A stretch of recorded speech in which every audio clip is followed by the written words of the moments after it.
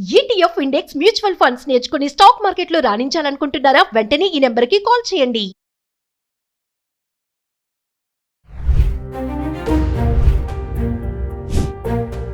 పాత కుక్కర్లో బంగారం దాచింది, మర్చిపోయింది, అమ్మేసింది. సీన్ కట్ చేస్తే కేజీ బంగారం వ్యాపారి షాక్.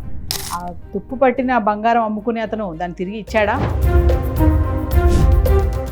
నమస్తే, welcome back to Suman T. ప్రస్తుతం మనతో పాటు ఉన్నారు consumers affairs committee chairman Mandari Krishna Reddy గారు. నమస్తే సార్. నమస్తే అమ్మా. సార్, మామూలుగా ఆడవాళ్ళు పోపు డబ్బాల్లో అక్కడ ఇక్కడ బంగారమే కానీ మామూలుగా డబ్బులు దాస్తూ ఉంటారు. అంటే కొంతమంది బంగారం కూడా దాస్తూ ఉంటారు. అంటే బీరువాలో పెట్టినా అక్కడ పెట్టిన దొంగలిస్తారని చెప్పి ఆలోచనతో. మరి ఇలాగే కేరళలో జరిగిన విషయం ఏంటంటే ఆవిడ తుప్పు పట్టిన ఒక కుక్కర్లో దాయడం, అది మర్చిపోయి అతనికి అమ్మేయడం కూడా జరిగింది. తర్వాత చూసుకుంటే మరి ఒక్కసారి ఆ వివరాలు మాట్లాడుకుంటే, కేరళ రాష్ట్రంలో కొల్లాం జిల్లాలో జరిగిన సంఘటన ఇది. సుమిత్ర అనే ఒక మహిళ తనకున్నటువంటి బంగారంలో ఒక 1.5 తులా, ఒక 1,50,000 విలువ చేసేటువంటి బంగారం అది. అంటే ఇవాళ తులం ₹1,00,000 దాటింది కాబట్టి 1.5 తులా విలువ చేసేటువంటి బంగారం, దానికి సంబంధించిన ఆభరణాలు ఏవో ఉన్నాయి. సహజంగా దొంగలు ఎత్తుకు వెళ్లకుండా మన వాళ్ళు చేసే పని ఏమిటంటే పోపు డబ్బాల్లో దాస్తూ ఉంటారు, దిండు కవర్లలో దాస్తూ ఉంటారు, పాత సంచులు, పరికరాని చెత్త అలాంటి వాటిలో పెడితే అలాంటి వాటిల్లో ఏమీ విలువైన వస్తువులు పెట్టరు అని చెప్పి దొంగలు అనుకుంటారని వీళ్ళ ఉద్దేశం. కానీ దొంగలకు వీళ్ళకన్నా ఎక్కువ ఎత్తులు ఉంటాయి, తెలివితేటలు ఎక్కువ ఉంటాయి. ప్రపంచంలో అన్ని దేశాల కన్నా ఎక్కువగా దొంగల్ని పట్టగలిగే యంత్రాంగం అమెరికాలో ఉంది. కానీ అన్ని దేశాల కన్నా ఎక్కువ దొంగతనాలు అమెరికాలో జరుగుతాయి. అంటే ఎక్కడైతే చర్యకు ప్రతిచర్య అంటారు, కన్స్ట్రక్షన్ ఏరియా ఉండే దగ్గర డిస్ట్రక్షన్ కూడా ఉండే పాసిబిలిటీస్ ఉంటాయి. అలాగే దొంగలు మనకన్నా ఎక్కువగా తెలివిగా ఆలోచిస్తారనే విషయం కూడా మనం ఆలోచించాల్సిన అవసరం ఉంది. పాత పద్ధతులు మానేయాలి. ఇప్పుడు ఇదన్నీ సాంప్రదాయ పద్ధతులు, పూర్వకాలం నుంచి వస్తున్నటువంటి విధానాలు. పాపం ఈ సుమిత్ర కూడా తనకు సంబంధించిన ఈ 1.5 తులా బంగారాన్ని దొంగల కంట పడకూడదనే ఉద్దేశంతో ఒక పాత కుక్కరు, ఆ కుక్కర్ లోపల పెట్టేసి, అది ఎలాగో పనికిరాని కుక్కర్ కాబట్టి పనికిరాని వస్తువుల దాంట్లో పడేసింది. అంటే బహుశా ఊరికి వెళ్ళి ఉంటారు, ఎప్పుడు ఊరికి వెళ్ళినప్పుడు అది పెట్టి ఉంటుంది దాంట్లో లోపల. తర్వాత మర్చిపోయింది, తన మైండ్లో లేదు అది. అందులో బంగారం ఉన్న సంగతి కూడా తనకి జ్ఞాపకం లేదు. ఆ బంగారం ఎక్కడ పోయిందో కూడా పెద్దగా తనకు అవసరం లేని పరిస్థితి పడింది. లేదా మరి తను మర్చిపోయిందో లేక ఏ రకమైన జరిగిందో, మొత్తం మీద అది జరిగింది. లేదా పాత సామాన్లు కొనేవాడు వచ్చాడు, అన్ని పాత సామాన్లు ఒకేసారి ఇచ్చేయడం జరిగింది. అందులో ఈ కుక్కర్ కూడా వెళ్ళిపోయింది. అది వెళ్ళిపోయింది. వాడు రమేష్ అనేవాడు కొనుక్కున్నాడు. పాపం వాడు ఇలాగ ఈ పని చేస్తూ ఉంటాడు. పాత సామాన్లు కొనేసేసి తర్వాత వాటిని అమ్మడమో లేకపోతే దాని అంతా కరిగించడమో ఏదో ఒక రకమైన పనులలో వాడు ఉన్నాడు. కానీ వాడు చాలా నిజాయితీపరుడు. ఇవాళ రేపు దొరికితే చాలు పట్టుకుని పరిపోవడానికి సిద్ధపడే వాళ్ళు మనకు ఎక్కువ కనపడతారు. బంగారం ఎవరిస్తారు సార్ తిరిగి? కానీ అప్పుడప్పుడు మనకు ఆటో వాళ్ళు, ట్యాక్సీ వాళ్ళు, ఇలాంటి వాళ్ళు చాలా మంది తీసుకొచ్చి ఇచ్చినట్టుగా మనకు అప్పుడప్పుడు మనకు వార్తలు వస్తుంటాయి. ఎందుకంటే 2 కారణాలు ఉన్నాయి.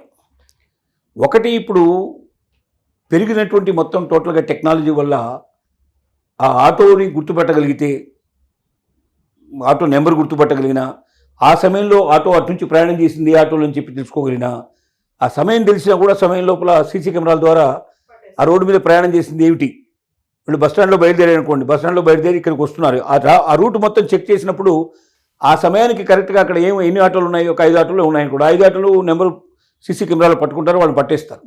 పట్టేసి డ్రైవర్ని చూపిస్తే ఆ డ్రైవర్ వీడియో అని చెప్పి గుర్తుపట్టడం చాలా ఈజీ అవుతుంది. ఒకసారి గుర్తుపట్టారనుకోండి, వెంటనే వాడు బయటపడతాడు. పోలీసులు పట్టుకున్న తర్వాత, దొంగగా నిరూపించబడ్డ తర్వాత వాడిని వదిలేయడం కష్టం. అప్పుడు దొంగతనం నిరూపణ అవుతుంది కాబట్టి జైల్లో పడే అవకాశాలు ఉంటాయి. అనవసరంగా చెడ్డపేరు తెచ్చుకోవడం, ఉన్న అవకాశాన్ని పోగొట్టుకోవడం ఎందుకు అనేటువంటి కొంతమంది కొత్త టెక్నాలజీ తెలిసిన వాళ్ళంతా కూడా మనం తప్పు చేసినా పట్టుబడతామనే భయంతో ముందుగానే తెచ్చేయడం వల్ల పేరు మంచి సంపాదించుకుంటారు. ఇది పేపర్లో, టీవీలో కూడా వస్తుంది, తనకు ప్రతిష్ట పెరుగుతుంది. ఎలాగూ ఇది ఇవ్వక తప్పదు, ఆ ఇచ్చేదేదో ముందుగా తీసుకెళ్ళి ఇచ్చి గౌరవాన్ని కాపాడుకుంటే బాగుంటుంది అనే ఉద్దేశంతో చేసేవాళ్ళు కొంతమంది నిజమైన నిజాయితీ పనులు. వాళ్ళు ఇతరులది మనం ముట్టుకోకూడదు, ఇది మనది కాదు, మనకు భగవంతుడు ఏది ఇస్తాడో అదే మనది అనేట్లు భావనలో ఉండేవాడు కొంతమంది. ఇక్కడ మహేష్ అనేవాడు కూడా అక్కడ ఏదో టెక్నాలజీ ఉపయోగించి కనుక్కునేది ఏమి ఉండదు దాంట్లో. ఎందుకంటే పాత సామాన్లు వేసుకొని పోయినాడు, దాంట్లో వచ్చిందనుకోండి, అసలు అడిగినా నాకేం సంబంధం లేదు, ఏం దొరకలేదండి అలాంటివి అంటే సరిపోయేది. కానీ అలా కాకుండా చూసి అది తీసుకొని మళ్ళీ తిరిగి జ్ఞాపకం తెచ్చుకొని ఎవరి దగ్గర తీసుకున్నావునా ఆ పాత సామాన్లు, ఎందుకంటే అన్ని తీసుకొని సామాన్లు దాంట్లో పడేసాక ఈ కుక్కర్ వీడి దగ్గర తీసుకున్నాను, Yes. ఈ బకెట్ వీడి దగ్గర తీసుకున్నాను, జ్ఞాపకాలు ఉండవు కదా. చాలా ఎంక్వైరీ కూడా చేశాడంట సార్. అది దాని గురించి ఎంక్వైరీ చేసి హౌస్ మొత్తం మీద అడ్రస్ ఎక్కడ ఏంటి. కుక్కర్ ఏమైనా ఇచ్చారా మీరు అని చెప్పి కొన్ని ఇళ్లలో Yes. చివరికి సుమిత్ర దగ్గరికి వచ్చి ఆమె దాన్ని తెలుసుకొని మీరు ఏమైనా మర్చిపోయినారా అని అడిగి, అవును నేను ఇలా బంగారం మర్చిపోయాను, కుక్కర్లో పెట్టాను, మర్చిపోయాను అని చెప్పి తను చెప్పిన తర్వాత అప్పుడు ఆమెదే అని చెప్పి ఆమెకు అప్పచెప్పడం జరిగింది. Yes. ఇది నిజాయితీతో కూడిన విషయం. దీన్ని బట్టి మనకు అర్థమవుతున్న విషయాలు ఏమిటంటే, ఒకటి నిజాయితీ మనుషులు ఉంటే అతను ఏది ఆశపడకుండా తిరిగి అప్పచెప్పేందుకు ప్రయత్నం చేస్తారు. అలాంటి వాళ్ళు కూడా ఇంకా సమాజంలో కొంతమంది ఉన్నారు అని దీనివల్ల నిరూపయింది.